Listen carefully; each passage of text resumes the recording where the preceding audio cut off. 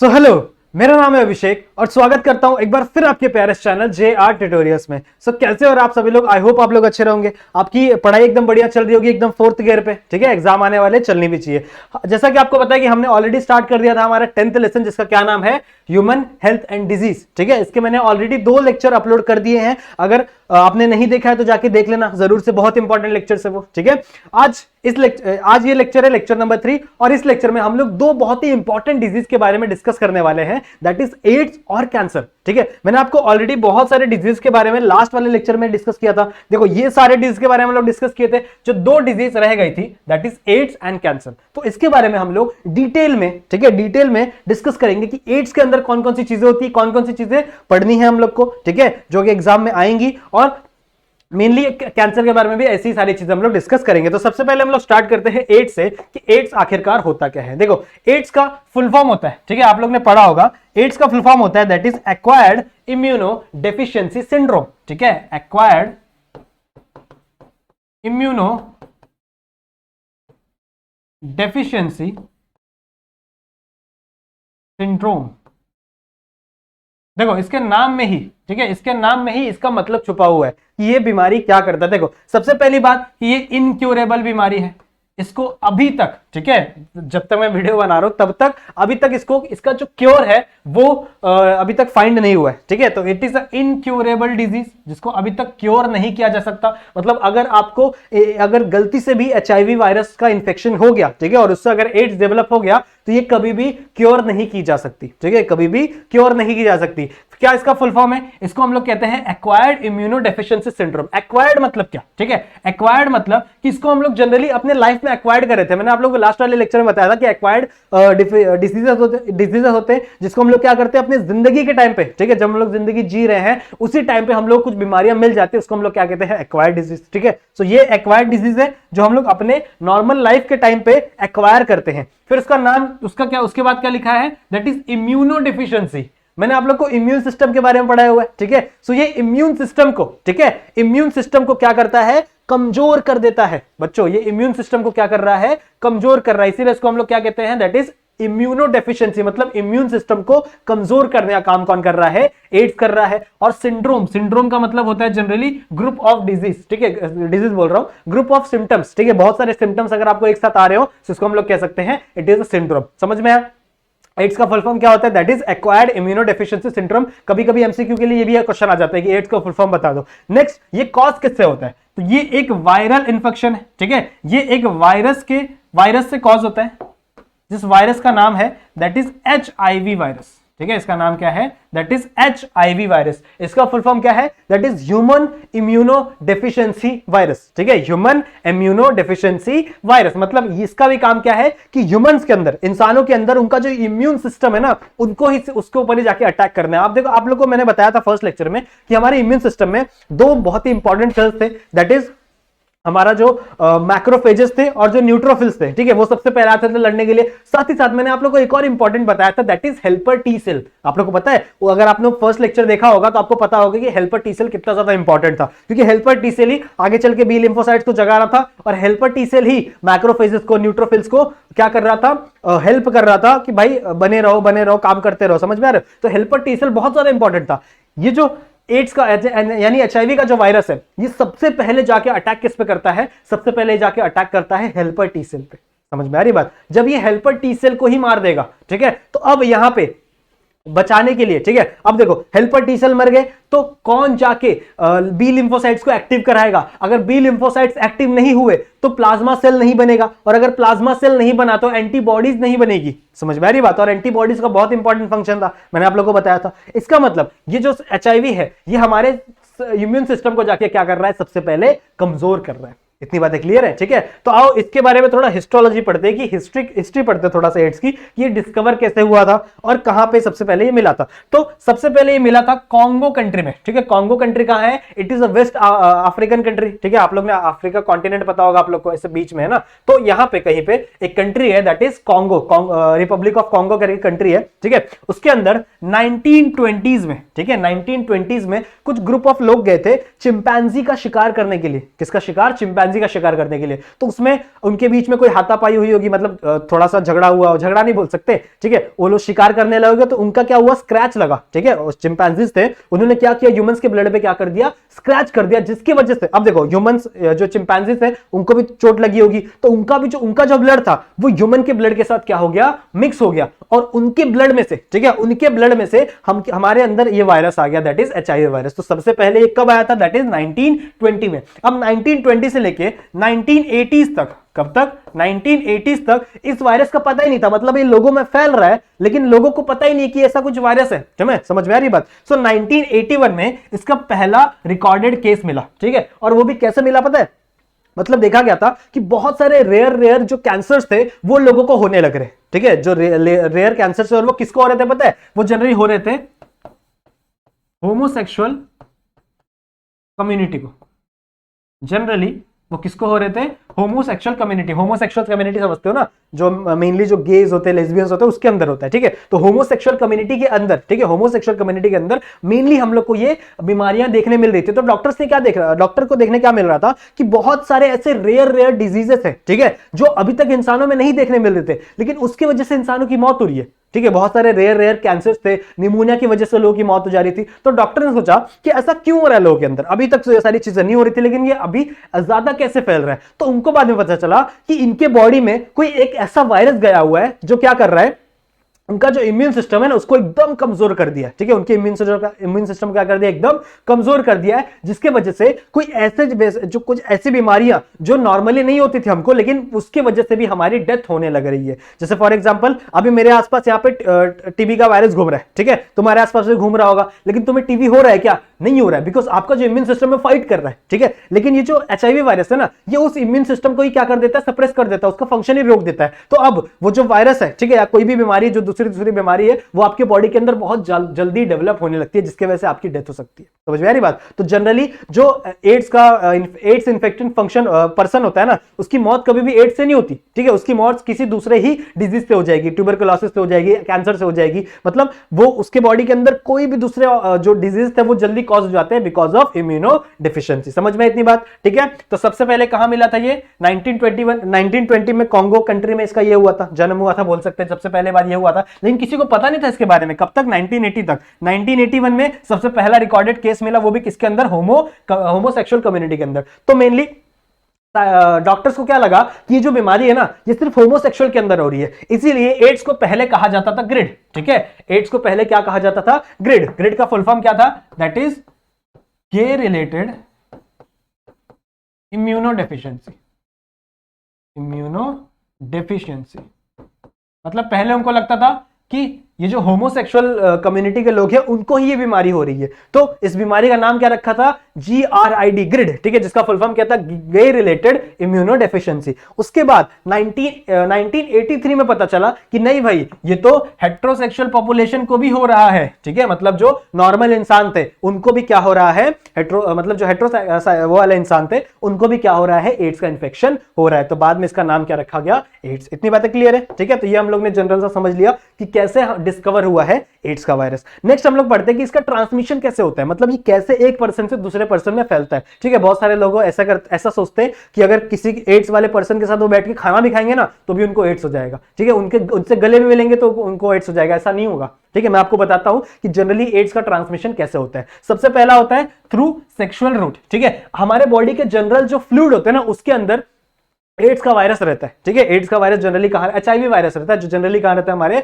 Body के fluid के अंदर रहता है। तो मेनली जो हमारा, अगर मैं मेल की बात करूं तो मेल में जो सीमन का फ्लूइड, सीमन एक टाइप का फ्लूइड है, ठीक है। जो फीमेल्स है उनके अंदर वजाइनल ट्रैक में जो फ्लूइड है उसमें एचआईवी वायरस हो सकता है। साथ ही साथ जो हमारा ब्लड है, ठीक है, ब्लड में भी एचआईवी वायरस हो सकता है। लेकिन सलाइवा के अंदर, ठीक है, सलाइवा के अंदर एचआईवी वायरस का जो ये होता है ना, कॉन्स्टिट्यूएंट होता है, जो ये बोल सकते हैं हम लोग, कॉन्सेंट्रेशन होता है वो बहुत ही कम होता है, ठीक है, बहुत ही ज्यादा कम होता है। इसलिए इसीलिए किसी को किस करने से भी आपको HIV नहीं फैलेगा। ठीक है, इतनी बातें क्लियर है, समझ में आ रही बात। So through sexual route. ठीक है, इस पे हाई रिस्क पे कौन है? ठीक है, ज्यादा रिस्क पे कौन है बंदा? ऐसे peoples with have multiple partners, मतलब ऐसे लोग जिसकी पार्टनर ज्यादा है। ठीक है, जिनके पार्टनर्स क्या है? ज्यादा है, तो ज्यादा चांस है, मतलब उसमें से अगर किसी को भी अगर एड्स हो गया तो उस पर्सन को वो चीजें आ सकती है। अनटिल एंड अनलेस ये प्रोटेक्शन यूज कर रहे हैं। ठीक है, मैंने आप लोगों को पढ़ाया हुआ सेकंड लेसन में, अगर ये बंदा प्रोटेक्शन या बंदी जो भी है प्रोटेक्शन यूज कर रहे हैं लोग, तो यहां पे एड्स का चांसेस बहुत ही ज्यादा कम हो जाता है, एसटीडी होने का चांसेस भी बहुत ही ज्यादा कम हो जाता है। इतनी बातें क्लियर है।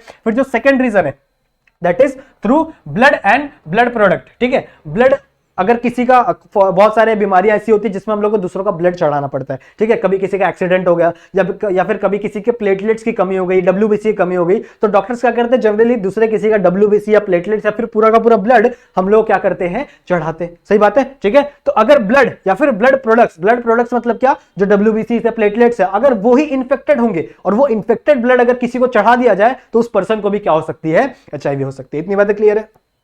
नाउ नेक्स्ट, थर्ड क्या है?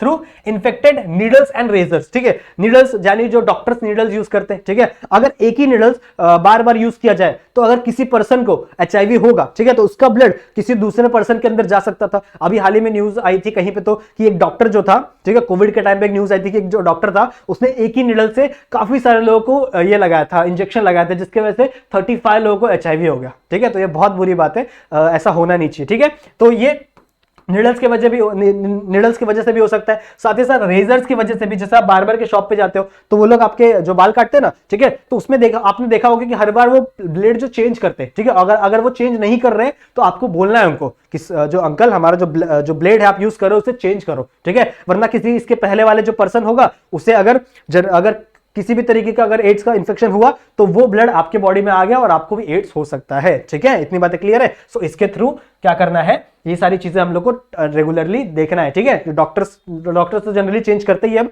और रेजर्स भी दुकान वाला चेंज कर रहा है कि नहीं। जनरली लोग पैसा बचाने के लिए नहीं करते, लेकिन आप लोग को देखना है पैसा ज्यादा इंपॉर्टेंट नहीं है, ज्यादा इंपॉर्टेंट हमारी हेल्थ है। ठीक है, ओके।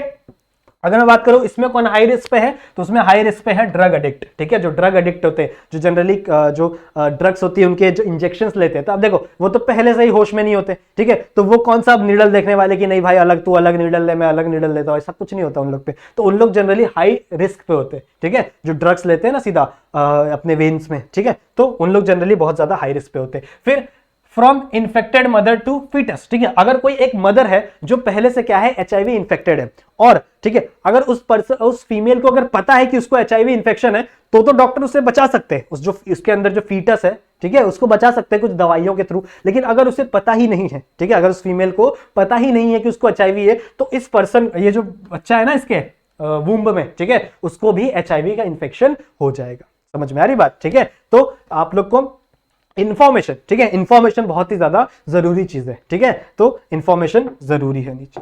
नेक्स्ट क्या है? स्ट्रक्चर। ठीक है, अगर मैं स्ट्रक्चर की बात करूं, देखो अब हम लोग HIV वायरस का स्ट्रक्चर देखने वाले हैं। तो HIV वायरस के स्ट्रक्चर से पहले मैं आपको एक चीज बताना चाहता हूं, दैट इज रेट्रोवायरसेस क्या होते हैं। देखो वायरस का एक ग्रुप है रेट्रोवायरस, ये क्या होते हैं मैं आपको समझाना चाहता हूं। देखो क्या होता है, ध्यान से सुनो।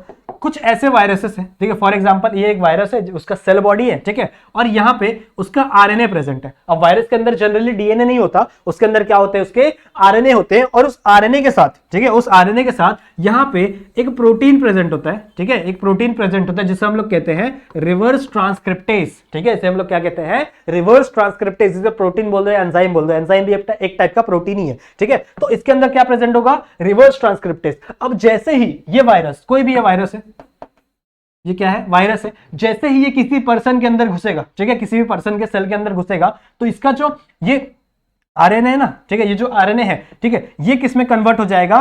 DNA में कन्वर्ट हो जाएगा। ये किस में कन्वर्ट हो जाएगा? DNA में कन्वर्ट हो जाएगा। समझ में आ रही बात? With the help of that enzyme known as reverse transcriptase. आप लोगों ने ट्रांसक्रिप्शन पढ़ा है। ट्रांसक्रिप्शन क्या होता है? DNA से RNA का फॉर्मेशन करना। जब आप DNA से RNA बनाते हो तो वो ट्रांसक्रिप्शन होता है। लेकिन यहां पे क्या हो रहा है? यहां पे पहले से RNA प्रेजेंट था। ठीक है, यहां पे क्या प्रेजेंट था? पहले से RNA प्रेजेंट था। अब इस RNA से क्या बन रहा है? DNA। ठीक है, इस RNA से क्या बन रहा है? DNA। तो इस एंजाइम को हम लोग क्या कहेंगे? That is reverse transcription. ठीक है, समझ में इतनी बात? इसको हम लोग क्या कहेंगे? That is reverse transcription. समझा?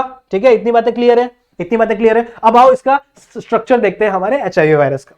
आ जाओ, HIV वायरस का स्ट्रक्चर देखो, आपके बुक में ये दिया हुआ है। ठीक है, इसके अंदर जनरली 2 आरएनए के मॉलिक्यूल होते हैं, ठीक है, कितने? 2 आरएनए के मॉलिक्यूल्स होते हैं और यहां पे कुछ रिवर्स ट्रांसक्रिप्टेज एंजाइम पड़े होते हैं। देखो यहां पे लिखा हुआ है दैट इज रिवर्स ट्रांसक्रिप्टेज, दिख रहा है, ठीक है। तो मैं बना के दिखा दूं यहां पे सिंपल सा डायग्राम, ठीक है। कुछ आरएनए मॉलिक्यूल, कुछ आरएनए मॉलिक्यूल, ठीक है, और इस आरएनए मॉलिक्यूल के ऊपर, इस आरएनए मॉलिक्यूल के ऊपर यहां पे क्या प्रेजेंट है? That is reverse transcriptase. इतनी बातें क्लियर है। अब इसके ऊपर एक मेम्ब्रेन प्रेजेंट होगी, ठीक है, इसके ऊपर क्या प्रेजेंट होगी? एक मेम्ब्रेन प्रेजेंट होगी, कुछ ऐसे ऐसे दिख रहा है, ठीक है, कुछ ऐसे मेम्ब्रेन प्रेजेंट होगी। इस मेम्ब्रेन को हम लोग बोलते हैं P24, ठीक है, इस मेम्ब्रेन को हम लोग क्या कहते हैं? P24। हालांकि इसके अंदर नाम नहीं दिया हुआ है, फिर भी आपको पता होना चाहिए ये जो मेम्ब्रेन जिसके ऊपर कैप्सिड प्रोटीन लिखा है ना, दैट इज P24। इतनी बातें क्लियर है, ठीक है। अब इस P24 के ऊपर ये जो ब्लू वाली लाइन दिख रही है, इट इज अ P24। अब इसी P24 के बाहर यहां पे एक और मेम्ब्रेन होगी, ठीक है, इसी P24 के बाहर यहां पर एक और मेम्ब्रेन होगी, इसको हम लोग कहते हैं P17, ठीक है, इसे हम लोग क्या कहते हैं? P17। दिस, ये कौन सी लेयर? ये वाली, ये जो लेयर दिख रही है, इट इज द P17। समझा इतना, ठीक है, इतनी बातें क्लियर हुई। चलो इसके बाहर, ठीक है, इसके बाहर यहां पे कुछ लेयर्स प्रेजेंट होती है, ठीक है, कुछ लेयर्स प्रेजेंट होती है जो कि लिपिड की बनी हुई लेयर है, ठीक है। इसके बाहर यहां पे कुछ लेयर प्रेजेंट होती है, तो यहां पे मल्टी लेयर्ड है। मल्टी लेयर्ड मतलब कितनी? 2 लेयर है, ठीक है। कितनी लेयर्स हैं? 2 लेयर्स प्रेजेंट है। ये किसकी बनी हुई है? ये दोनों की दोनों लेयर किसकी बनी हुई है? लिपिड की बनी है, की बनी है, ये लेयर लिपिड की बनी हुई है। और इसी लिपिड की लेयर के ऊपर, ठीक है, इसी लिपिड की लेयर के ऊपर यहां पे कुछ प्रोटीन्स लगे होते हैं, ठीक है। यहां पे क्या लगे हुए होते हैं? कुछ प्रोटीन्स लगे हुए होते हैं। इनको हम लोग क्या कहते हैं? इट इज अ ग्लाइकोप्रोटीन, ठीक है, इट इज अ ग्लाइकोप्रोटीन 120। इसको मैं शॉर्ट फॉर्म में क्या लिख देता हूं? GP120। GP का मतलब क्या है? दैट इज ग्लाइकोप्रोटीन, ठीक है, इट इज ग्लाइकोप्रोटीन। तो यहां पे देखो, इस स्ट्रक्चर में देखो, यहां पे ये दिख रहा है, ये जो वॉयलेट कलर का स्ट्रक्चर दिख रहा है आप लोग को, एक सेकेंड, ओके। सो ये जो वॉयलेट कलर का स्ट्रक्चर आप लोगों को दिख रहा होगा, दिस स्ट्रक्चर, ये क्या है? It is GP120। इतनी बातें क्लियर है। ये ऊपर वाला स्ट्रक्चर क्या है? GP120। अब जब ये वायरस आपके बॉडी के अंदर घुसेगा ना, तो ये जो GP120 वाला पोर्शन है ना, यही जाके अटैच होगा आपके बॉडी ह्यूमन के सेल्स के साथ और उनको डीएक्टिवेट कर देगा, उनको मार देगा। समझ में आ रही बात? ये हम लोग पढ़ेंगे ट्रांसमिशन के अंदर कि कैसे ये चीजें अटैक कर रही है हमारे ह्यूमन सेल्स के ऊपर। तो देखो जनरली क्या होगा, समझो, यहां पे मेरा एक ह्यूमन सेल है, ठीक है, मेरा क्या है? एक ह्यूमन सेल है जो कि बेचारा प्यारा सा है, अभी कुछ नहीं कर रहा। अब देखो इसके अंदर आएगा एक हमारा वायरस, ठीक है, जिसके ऊपर क्या लगा हुआ है? That is GP120। अब इस ह्यूमन सेल के ऊपर, ठीक है, इस ह्यूमन सेल के ऊपर भी यहां पे एक एंटीजन लगा होता है, इसके ऊपर भी एक एंटीजन लगा होता है, दैट इज CD4, ठीक है, यहां पे एक एंटीजन लगा होता है, दैट इज CD4। अब इस CD4 के ऊपर, ठीक है, इस CD4 के ऊपर ये GP120 आके से कनेक्ट हो जाता है, ठीक है। इस CD4 के ऊपर ये GP120 आके क्या हो जाता है? कनेक्ट हो जाता है, जिसकी वजह से ये इसको हार्म करने लगता है और ये इसके अंदर इंसर्ट कर जाता है। समझ में आ रही बात? ये इसके ऊपर कनेक्ट हुआ तो देखो ये जो मेम्ब्रेन है वो क्या हो जाएगी? परमिएबल हो जाएगी, जिसकी वजह से ये आरएनए क्या हो जाएंगे? इसके अंदर घुस जाएंगे और आरएनए के साथ साथ कौन घुस जाएगा? यहां पर रिवर्स ट्रांसक्रिप्टेज घुस जाएगा। समझ में आ रही बात? कौन घुस जाएगा? Reverse transcriptase. इतनी बातें क्लियर है। फिर ये रिवर्स ट्रांसक्रिप्टेज कन्वर्ट कर देंगे किसमें? डीएनए में।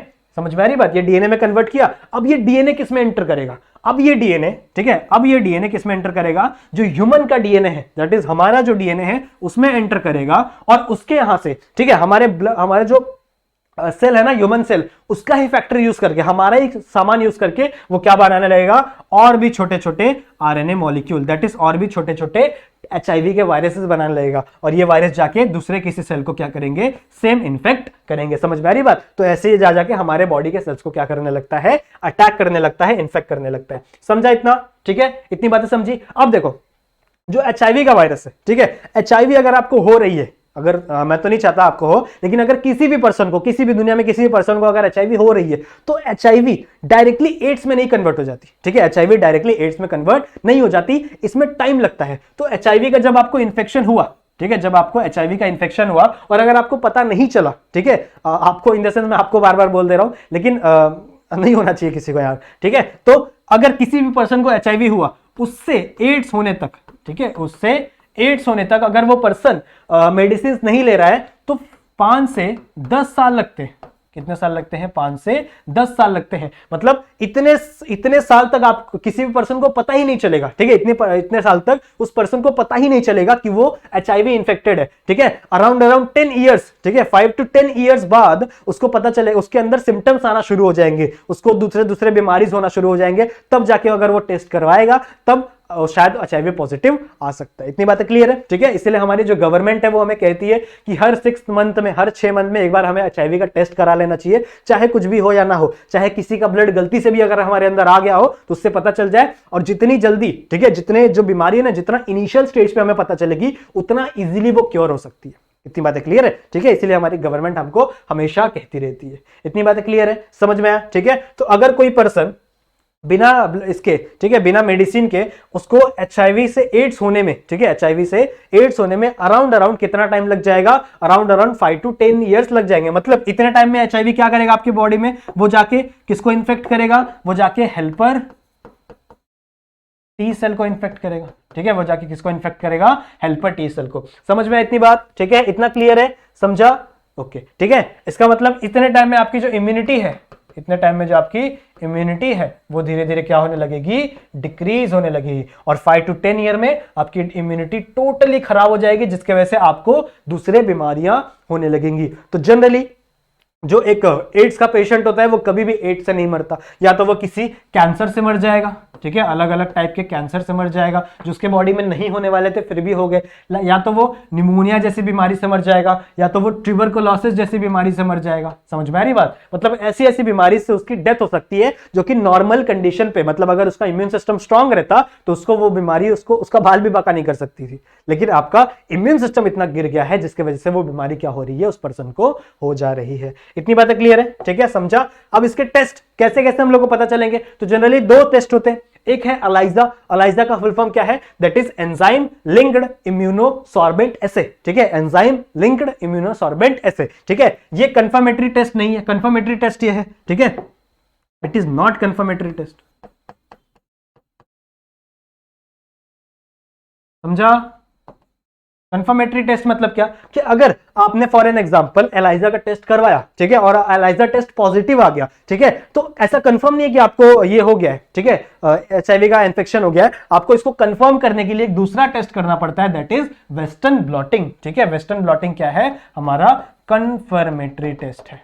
समझ में आया? तो अगर एग्जाम में पूछा जाए कि कंफर्मेटरी टेस्ट कौन सा है एचआईवी का, तो आपको पता होना चाहिए दैट इज एंजाइम, ठीक है। It is not confirm, that is western blotting, ठीक है। जो एंजाइम लिंक्ड इम्यूनोडेफिशिएंसी सॉर्बेंट है, इट इज नॉट कंफर्मेटिंग, ठीक है, ये कंफर्म नहीं करेगा। ओके, इतनी बात समझ में आ गई? समझा इतना? नेक्स्ट क्या करना है? That is prevention. अब इसको कैसे प्रिवेंट करा जाए, ठीक है, इसको कैसे प्रिवेंट करा जाए? तो इंडिया में बहुत सारे ऐसे एनजीओस है, that is non government organisation, जो क्या कर रही है? हेल्प कर रही है इंडिया लोगों की, ठीक है। और साथ ही साथ जो हमारी गवर्नमेंट है, ठीक है, साथ ही साथ जो हमारी गवर्नमेंट है वो भी क्या कर रही है? इंडिया की मतलब जितने भी पीपल्स की उनकी हेल्प कर रही है। तो उनका एक प्रोग्राम है that is NACO, that is national AIDS control organisation. लिख लो यहां पे, कहीं पे काम आएगा, that is national AIDS control organisation. इतना समझा? तो इंडिया की एक ऑर्गेनाइजेशन है जिसका क्या नाम है? नेशनल एड्स अपना कंट्रोल ऑर्गेनाइजेशन। क्या क्या इसके फंक्शन है? दे फ्री टेस्ट, ठीक है, इंडिया के मेनली हर सिटीज में, जितने भी सिटीज है ना, उसके हर सिटीज में that is free test available है। अगर किसी भी पर्सन को टेस्ट करवाना है तो वो फ्रीली जाके वहां पे टेस्ट करा सकता है। साथ ही साथ टेस्ट का जो बोल सकते हैं हम लोग रिजल्ट है वो भी क्या रखा जाता है? बहुत ही ज्यादा हम लोग बोल सकते हैं कंफर्मेटरी रखा जाता है, कि मतलब जो पर्सन है उस पर्सन को ही बताया जाएगा और किसी पर्सन को नहीं बताया जाएगा। समझ रहे हो? तो वो काफी ज्यादा कॉन्फिडेंशियल है। इतनी बातें क्लियर है? फ्री टेस्ट है, कोई भी करा सकता है। नेक्स्ट हम लोग बोल सकते हैं इसका फंक्शन क्या है? That is educating people. लोगों को बताना है कि कैसे आपको ट्रीट करना है लोगों के साथ, ठीक है, जिसको एचआईवी एड्स हो गया है, या फिर आपको कैसे प्रिकॉशंस लेने हैं कि आपको एचआईवी एड्स जैसी बीमारियां ना हो, ठीक है, कौन कौन से प्रिकॉशन लेने, आपको प्रोटेक्शन यूज करना है। जिसकी वजह से इनका एक और फंक्शन है that is distribution of condoms, जिसकी वजह से क्या होगा कि लोग प्रिकॉशन लेंगे, ठीक है, इसकी वजह से एसटीडीज नहीं फैलेंगी। इतनी बातें क्लियर है? समझा? तो ये टॉपिक आपका यहां पे खत्म होता है। ठीक है, आई होप आपको एड्स वाला टॉपिक समझ में आ गया होगा। आपका ये टॉपिक यहीं पे खत्म होता है। नेक्स्ट जो आपका टॉपिक है that is cancer. Cancer actual में क्या होता है वो हम लोग को सीखना है। ठीक है, कैंसर क्या होता है? देखो नॉर्मली आपके बॉडी के ही कुछ सेल, ठीक है, आपके बॉडी के ही कुछ सेल क्या हो जाते हैं? बागी हो जाते हैं। बागी मतलब क्या कि आपके बॉडी के ही सेल आपके बॉडी को हार्म करने की कोशिश करते हैं। समझ रहे हो? तो ये नॉर्मल सेल है, ये आपके बॉडी के नॉर्मल सेल है, और इसी में से कुछ सेल कन्वर्ट हो जाएंगे कुछ ऐसे सेल्स में जो क्या हो जाएंगे? क्रेजी। ठीक है, जो क्या हो जाएंगे? क्रेजी। ठीक है, इनको इनका सिर्फ क्या मन है? सेल डिवीजन करने का, सेल डिवीजन करने का। समझ में आ रही बात? तो ये क्या बोलते हैं? अनकंट्रोल्ड नंबर ऑफ टाइम क्या करने लगते हैं? सेल डिवीजन करने लगते हैं। ठीक है, these are the cancer cells. इनको हम लोग क्या कहते हैं? Cancer cells. ठीक है, तो कैंसर किसी वायरस की वजह से नहीं होता, किसी बैक्टीरिया की वजह से नहीं होता, और कोई भी रीजन की वजह से नहीं होता। ठीक है, वो आपके ही सेल्स की वजह से होता है। मतलब हमारे ही बॉडी में, ठीक है, हमारे ही बॉडी में कुछ ऐसे सेल्स होते हैं जो क्या करने लगते हैं? अनकंट्रोल नंबर ऑफ डिवीजन करने लगते हैं। देखो हमारे बॉडी में जनरली क्या होता है कि जो सेल्स होते हैं ना, उनका जो डिवीजन होता है वो ये होता है, लिमिटेड होता है। ठीक है, उनका डिवीजन लिमिटेड होता है। मतलब जब काम होगा तभी वो डिवाइड करेंगे। जैसे आपको फॉर एग्जांपल कभी चोट लग गई या कुछ हो गया तो तभी वो डिवाइड करेंगे, मेनली हमेशा वो डिवाइड नहीं करते। लेकिन कैंसर सेल्स होते हैं ना, वो uncontrol number of time divide करते हैं। मतलब वो डिवीजन रोकते ही नहीं है। तो अगर मुझे पता करना है कि कौन सा सेल कैंसर है, कौन सा सेल ये है, तो मैं क्या करूंगा? देखो मैं क्या करूंगा, एक पेट्री डिश लूंगा। ठीक है, एक डिश लूंगा, पेट्री डिश। ठीक है, और इसके ऊपर क्या डाल दूंगा? हमारे न्यूट्रिशन डाल दूंगा, और मैं क्या डाल दूंगा? नॉर्मल, मेरे नॉर्मल सेल्स डाल दूंगा। ठीक है, तो ये कैसे एक्ट करेंगे? देखो यहां पे मैंने नॉर्मल सेल डाला, यहां पे मैंने नॉर्मल सेल डाला, तो इनका ऐसे डिवीजन होगा। ठीक है, यहां से ये डिवाइड होंगे, यहां से ये डिवाइड होंगे। कुछ टाइम बाद आके ये दोनों सेल्स एक दूसरे को टच कर जाएंगे। ठीक है, जैसे ही ये दोनों सेल्स एक दूसरे को टच कर जाएंगे, यहां पे क्या होगा? इनका जो डेवलपमेंट है, ठीक है, इनका जो मतलब ये डिवीजन है वो क्या हो जाएगा? बंद हो जाएगा। ये किसके अंदर होता है? नॉर्मल सेल्स के अंदर होता है। लेकिन कैंसर सेल्स के अंदर क्या होता है? सेम इसको भी लो, एक पेट्री डिश लो। ठीक है, एक पेट्री डिश लो, और यहाँ पे इसको भी न्यूट्रिशन मीडियम में इस कैंसर सेल्स को रख दो, यहाँ पे कुछ सेल्स को रख दो, यहाँ पे कुछ सेल्स को रख दो। ठीक है, तो ये कैसे डिवाइड होने लगे? देखो सबसे पहले ये भी ऐसे ऐसे डिवाइड होंगे, यहाँ से ध्यान दो, ये भी ऐसे ऐसे यहाँ पे क्या होने लगेंगे? डिवाइड होने लगेंगे। साथ में यहाँ से भी सेल्स क्या होने लगेंगे? डिवाइड होने लगेंगे। अब नॉर्मली जैसे ये टच करते हैं तो नॉर्मल सेल्स क्या थे? यहीं पे रुक जाते थे इनका डिवीजन। लेकिन कैंसर सेल्स में ऐसा नहीं होता। कैंसर सेल्स यहाँ पे डिवीजन करते ही रहेंगे, करते ही रहेंगे। समझ रहे हो? तो यहाँ पे एक ऐसे ग्रुप ऑफ सेल्स बना लेंगे जो क्या कर रहा है? डिवाइड कर रहा है। ठीक है, जो ऐसा एक ग्रुप ऑफ सेल्स बना लेंगे जो क्या कर रहा है? कंटिन्यू डिवीजन कर रहा है। इतनी बातें क्लियर है? ठीक है, इस ग्रुप ऑफ सेल्स को मैं क्या कहूंगा? इसे मैं कहूंगा दैट इज ट्यूमर। समझ में आ रही बात? इसी को हम लोग क्या कहते हैं? ट्यूमर। ट्यूमर क्या होता है? सुना होगा आप लोगों ने नाम ट्यूमर। ट्यूमर क्या होता है? That is group of cells जो क्या कर रहे हैं? क्या बोल सकते हैं?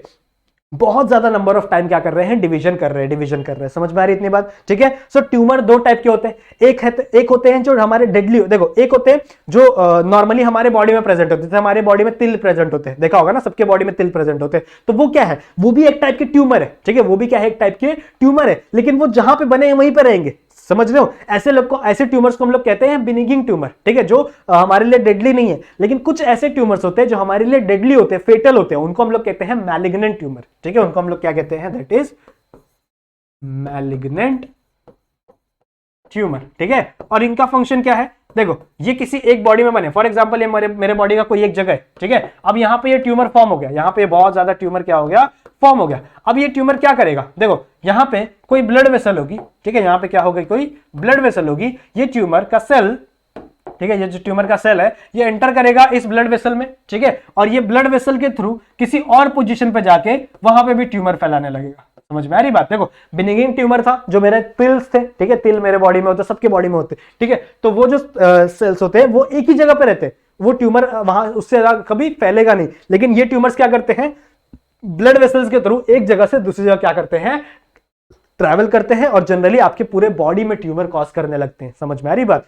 इतनी बातें क्लियर है? ठीक है, तो कुछ प्रॉपर्टीज है, जैसे मैंने अभी आप लोगों को बोला ना कि कुछ सेल्स थे। ठीक है, ट्यूमर फॉर्म किया, और फिर वो ट्यूमर वाले कुछ सेल जंप किसके अंदर किए? ब्लड वेसल के अंदर किए, और वो ब्लड वेसल से जंप करने के बाद वो किसी दूसरे जगह पे पहुंच गए। ठीक है, और वहां पे ट्यूमर कॉज करने लगे। इस प्रॉपर्टी को हम लोग कहते हैं दैट इज मेटास्टैसिस। समझ में आ रही बात? इस प्रॉपर्टी, कैंसर सेल की इस प्रॉपर्टी को हम लोग क्या कहते हैं? मेटास्टैसिस। समझ में इतनी बात? नाउ नेक्स्ट है that is tautomerase activity. What is mean by tautomerase activity? समझो, देखो यहां पे एक सेल है। ठीक है, यहां पे एक सेल है। इस सेल के अंदर क्या होगा? क्रोमोसोम होगा। ठीक है, सेल के अंदर क्या होगा? क्रोमोसोम होगा। तो शायद आपको ये बात नहीं पता होगी कि हर बार जब एक सेल डिवाइड करता है, ठीक है, हर बार जब एक सेल क्या करता है, डिवाइड करता है, तो उसका कुछ पार्ट, ठीक है, उस सेल का नीचे वाला कुछ पार्ट क्या होने लगता है, टूटने लगता है, ठीक है, इस सेल का नीचे वाला कुछ पार्ट क्या होने लगता है, टूटने लगता है हर डिवीजन पे, ठीक है, हर डिवीजन पे इसका इस सेल का कुछ पार्ट क्या होगा, टूट जाएगा। समझ में आ रही इतनी बात?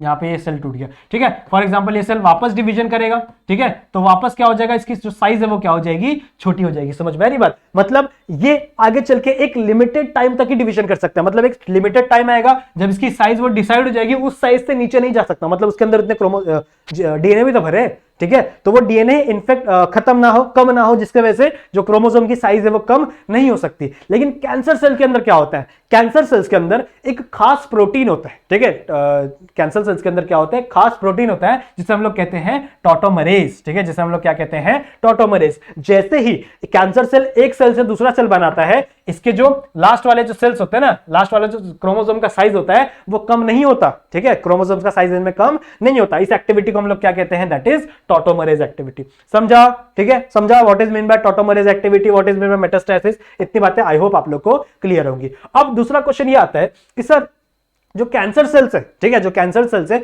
वो कैसे हार्म कर रहे हैं हम लोग को, यार बढ़ने दो ना, उनको इधर थोड़ा बढ़ने दो, वो बढ़ गए, ठीक है, इधर थोड़ा बढ़ने दो, बढ़ गए, कोई दिक्कत की बात नहीं है, हमको क्या प्रॉब्लम है, तो देखो सुनो क्या प्रॉब्लम है। फॉर एन एग्जांपल ये आपकी स्किन की लेयर है, ठीक है, और यहाँ पे ट्यूमर बढ़ रहा है, ठीक है, यहाँ पे क्या फॉर्म हो रहा है, ट्यूमर फॉर्म हो रहा है, बहुत ज्यादा अमाउंट, बहुत ज्यादा अमाउंट, बहुत ज्यादा अमाउंट, किसी भी पर्सन का यहाँ पे क्या फॉर्म हो रहा है, ट्यूमर फॉर्म हो रहा है। सही बात है। तो इसके आसपास जो नॉर्मल सेल्स होंगे, ठीक है, इनके आसपास जो नॉर्मल सेल्स होंगे उन पे क्या इफेक्ट पड़ेगा, देखो यहाँ पे खाना आ रहा है, ठीक है, ब्लड वेसल होगी, यहाँ पे देखो, यहाँ पे एक ब्लड वेसल होगी, ठीक है, इस ब्लड वेसल के थ्रू क्या आ रहा है, ग्लूकोज आ रहा है, ऑक्सीजन आ रहा है। तो ये ग्लूकोज ऑक्सीजन हमेशा हमारे बॉडी का एक सिंपल सा रूल है कि जो सेल डिवाइड कर रहा है, ठीक है, जो सेल डिवाइड कर रहा है सबसे पहली प्रायोरिटी उसी को मिलेगी। तो जितना भी फूड प्रोडक्ट होता है, ठीक है, जितना भी फूड प्रोडक्ट है वो सब कुछ कहां ट्रांसफर हो जाता है, आपके ट्यूमर वाले सेल्स में, यानी कैंसर सेल्स में जगत चला जाता है, ट्रांसपोर्ट हो जाता है। मतलब आपके जो नॉर्मल सेल है, ठीक है, नॉर्मल सेल है, इनको कुछ मिलता ही नहीं है, ठीक है, इनको कुछ मिलता ही नहीं है। सो ये बिना फूड के, ठीक है, ये सेल्स भी क्या हो जाते हैं, मर जाते हैं। समझ में आ रही बात? मतलब आपके नॉर्मल जो सेल्स है वो क्या होने लग रहे हैं, मरने लग रहे हैं। साथ ही साथ ये जितने भी सेल्स है ना, ये क्या होने लगते हैं, जब ये बढ़ने लगते हैं, इधर देखो, जब ये सेल्स क्या हो रहे हैं, बढ़ रहे, तो आपके जो ब्लड वेसल्स है उसको भी ये दबा देते हैं, ठीक है, आपके ब्लड वेसल्स को भी क्या कर देते हैं, दबा देते हैं, जिसकी वजह से बहुत ज्यादा पेन देखने के लिए मिलता है ह्यूमंस को, ठीक है, इंसानों को बहुत ज्यादा पेन देखने मिलता है बिकॉज ऑफ कि वो आपकी जो ब्लड वेसल्स है उसको दबाने लगते हैं। समझ में आ रही बात? तो ये आपका क्या है, कॉज है, ठीक है, ह्यूमन कैंसर क्या कर रहा है आपकी बॉडी में। अगर मैं कुछ टाइप्स ऑफ कैंसर की बात करूं तो टोटल 5 टाइप के कैंसर हम लोग को पढ़ने हैं। देखो कैंसर्स वैसे तो बहुत टाइप के होते हैं, वैसे तो अराउंड 200-300 टाइप के कैंसर होते हैं, मतलब आपकी बॉडी में जितने भी पार्ट्स है ना, हर जगह कैंसर हो सकता है। समझ में आ रही बात? तो वैसे तो बहुत सारे पार्ट्स हो सकते हैं, लेकिन मेनली आपकी बुक ने 5 टाइप में इसको कैटेगराइज किया है। सबसे पहला क्या है, दैट इज कार्सिन्यूमा, ठीक है। कार्सिन्यूमा मतलब क्या, आपके बॉडी में जितने भी एपिथेलियल सेल्स है, ठीक है, एपिथेलियल सेल्स मतलब क्या, जैसे हम लोग बोल सकते हैं ब्रेस्ट कैंसर हो गया, ठीक है, स्टमक कैंसर हो गया, इंटेस्टाइन कैंसर हो गया, ये जितने भी कैंसर है वो सब किसके अंदर आएंगे, कार्सिनोमा के अंदर। मतलब आपकी बॉडी के अंदर एपिथेलियल टिश्यू से जितने भी सेल्स टिश्यू बने हुए, ठीक है, एपिथेलियल टिश्यू जितने भी ऑर्गन्स बने हुए, टिश्यू बने हुए, अगर उसके ऊपर कोई कैंसर का चीज हुआ तो वो किसके अंदर आएगा, कार्सिनोमा के अंदर आएगा। समझ में आ रही बात? जैसे इंटेस्टाइन कैंसर, स्टमक कैंसर हो सकता है, आपके थ्रोट का कैंसर हो सकता है। समझ में आ रही बात? ब्रेस्ट कैंसर होता है, ये सब किसके अंदर आएगा, एपिथेलियल सेल में आएगा। दूसरा क्या है, सार्कोमा, ठीक है, सार्कोमा किसके अंदर आएगा, that is derive from mesoderm, मतलब ऐसे सेल्स, ऐसे टिश्यूज जो किससे बने हुए हैं, मीजोडर्म से बने हुए हैं। जैसे आपकी बोन, ठीक है, बोन किससे बनी हुई है, मीजोडर्म से बनी हुई है। और भी बड़ी सारी चीजें होती है, उनके अंदर अगर कैंसर डेवलप हुआ तो क्या हो जाएगा, वो सार्कोमा, ठीक है। नेक्स्ट क्या है, ल्यूकेमिया। देखो ल्यूकेमिया सिर्फ एक ही होता है blood, that is blood cancer. Leukaemia को हम लोग सिर्फ एक ही कहते हैं, दैट इज ब्लड कैंसर। अगर आपके ब्लड के अंदर जो सेल्स है, यानी आरबीसी है, डब्ल्यूबीसी, अगर वो ऐसे क्रेजी हो गए, बढ़ने लगे अन नंबर ऑफ टाइम, तो उसे हम लोग क्या कहेंगे, ल्यूकेमिया। दैट इज नेक्स्ट है, दैट इज लिम्फोमा। लिम्फोमा मतलब क्या, हमारे बॉडी के अंदर एक लिम्फ सिस्टम भी होता है, जैसे हमारा ब्लड सर्कुलेटरी सिस्टम है ना, वैसे लिम्फ का भी एक सिस्टम होता है, लिम्फ का भी सर्कुलेटरी सिस्टम होता है। तो अगर लिम्फ के अंदर, ठीक है, अगर लिम्फ के अंदर आपके कैंसर डेवलप हो रहे हैं, उस सिस्टम में डेवलप हो रहे हैं, तो उसे मैं क्या कहूंगा, लिम्फोमा। और जो लास्ट है दैट इज एडिनोकार्सिनोमा। एडिनोकार्सिनोमा किसके अंदर होता है, दैट इज ग्लैंडुलर सेल्स, मतलब ऐसे टिश्यूज जो ग्लैंड्स प्रोड्यूस करे, जैसे आपका सलाइवरी ग्लैंड, ठीक है। अगर इसके अंदर, ठीक है, अगर इसके अंदर बोल सकते हैं कैंसर हो गया, तो वो कौन सा टाइप है, दैट इज एडिनोकार्सिनोमा। समझा इतना, टाइप्स ऑफ कैंसर समझा, ठीक है।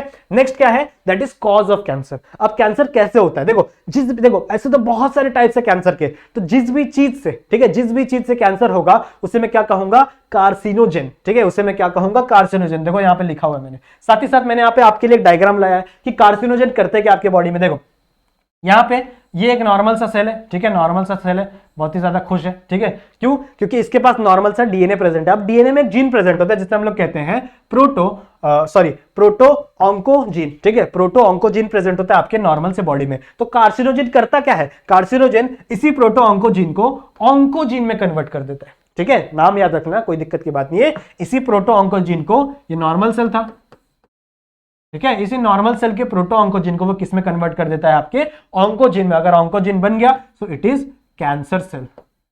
कौन सा सेल हो जाएगा, ये कैंसर सेल, जो कि क्या है, उदास, ठीक है। उसके लिए तो मजे ही है, लेकिन आपके बॉडी के लिए अच्छी चीज नहीं है। अब कितने टाइप्स के हम लोग बोल सकते हैं कैंसर कॉजिंग एजेंट्स हो सकते हैं, मतलब कार्सिनोजन कितने टाइप्स के हो सकते हैं, तो जनरली 3 टाइप के हम लोग को पढ़ने, एक है फिजिकल, ठीक है, एक है केमिकल और एक है हमारा बायोलॉजिकल। तो मैं अगर बात करूं देखो फिजिकल की, तो फिजिकल में कुछ रेज होती है, जैसे हम लोग बोल सकते हैं यूवी रेज, ठीक है, यूवी रेज हो गया, ठीक है, एक्सरे हो गए। अगर ये आपके बॉडी के ऊपर पड़ गए, ठीक है, गामा रे हो गए। अगर गलती से भी हाई इंटेंसिटी वाले ये सारे रेज अगर आपके बॉडी के ऊपर पड़ गए, तो आपके सेल्स के अंदर म्यूटेशन आ सकता है, जिससे वो प्रोटो ऑन्कोजीन से ऑन्कोजीन में कन्वर्ट हो सकते हैं। समझ में आ रही बात। तो ये किसके एग्जांपल हो गए, फिजिकल के। अगर मैं केमिकल की बात करूं, ठीक है, तो केमिकल सबसे ज्यादा आप लोगों को पता होगा, दैट इज एल्कोहल, ठीक है, एल्कोहल, निकोटीन। निकोटीन सबसे ज्यादा किसके अंदर प्रेजेंट होता है, सबसे अंदर जो टोबैको लोग खाते हैं ना, टोबैको खाते हैं, उसके अंदर मेनली क्या प्रेजेंट होता है, निकोटीन। ये निकोटीन बैन इंडिया में, आपको पता है, ठीक है, निकोटीन बैन है, डायरेक्टली सेल करना बैन है। इसलिए जनरली आपने देखा होगा कि जो टोबैको खाते हैं ना, वो लोग अलग अलग 2 पुड़िया लेते हैं, ठीक है, अलग अलग देखा होगा आप लोग ने, 2 अलग अलग सैशे लेते हैं, और एक सैशे में जनरली सुपारी जैसी चीज एलिमेंट होती है जो जनरली बैन नहीं है, जो जनरली नेचुरल है, लेकिन एक अलग सा सैशे वो लोग उसके साथ एडिशनली बेचते हैं, जिसके अंदर क्या प्रेजेंट होता है, निकोटीन, जिसकी वजह से क्या होता है बॉडी के अंदर कैंसर, ठीक है। निकोटीन से जनरली जो टोबैकोस होते हैं, जिसकी वजह से माउथ कैंसर होता है। फिर अगर मैं अल्कोहल की बात करूं तो अल्कोहल से लंग कैंसर होता है, ठीक है, ऐसे बड़े सारे कैंसर इन सबसे होते हैं। इतनी बातें क्लियर है। और जो लास्ट है दैट इज डायग्नोसिस, ठीक है, डायग्नोसिस की बात करूं मतलब कैसे हम लोग इन सबको पहचान सकते हैं, ठीक है, कैसे हम लोग इसको पहचान सकते हैं कैंसर्स को। इतनी बातें क्लियर है, ठीक है। तो टोटल 5 तरीके हैं। सबसे क्या है, बायोस्पाई, ठीक है। बायोस्पाई क्या होता है, जनरली किसी भी पर्सन का अगर फॉर एन एग्जांपल ये ऐसे कुछ यहां पे ट्यूमर है, for example this is the tumour, किसी पर्सन का ये ट्यूमर है, कैंसर हुआ है उसको, तो हम लोग क्या करेंगे, डॉक्टर क्या करेंगे, जनरली इस चीज को काटेंगे, ठीक है, इस चीज को कट करेंगे और उसको जाके माइक्रोस्कोप के अंदर देखेंगे। बहुत बड़े सारे क्राइटेरिया होते हैं, लेकिन इतना हम लोग को जानने की जरूरत नहीं है, ठीक है। वो जनरली क्या करेंगे, उसको कट करेंगे और उसको एग्जामाइन करेंगे कि हाँ इन सेल्स के अंदर कैंसर वाले सेल्स है कि नहीं, मतलब उसका जो स्ट्रक्चर है वो नॉर्मल है या कैंसर वाले सेल्स जैसा है, ठीक है। इतनी बातें डिटेक्ट कौन करते हैं, डॉक्टर्स डिटेक्ट करेंगे। इतनी बातें क्लियर है, ठीक है। तो ये होता है बायोस्पाई, बहुत ईजी है, ठीक है। इसको कट करके ऐसे माइक्रोस्कोप के अंदर देखेंगे, यहां पे समझ में आ रही बात, ठीक है। इतना समझा, क्लियर है, ठीक है, ओके। नेक्स्ट क्या है, रेडियोग्राफी। रेडियोग्राफी में हम लोग क्या यूज करते हैं, दैट इज एक्सरेज यूज करते हैं, ठीक है। एक ही चीज यूज करेंगे, इसको मैं डाल देता हूं, दैट इज एक्सरेज यूज करेंगे।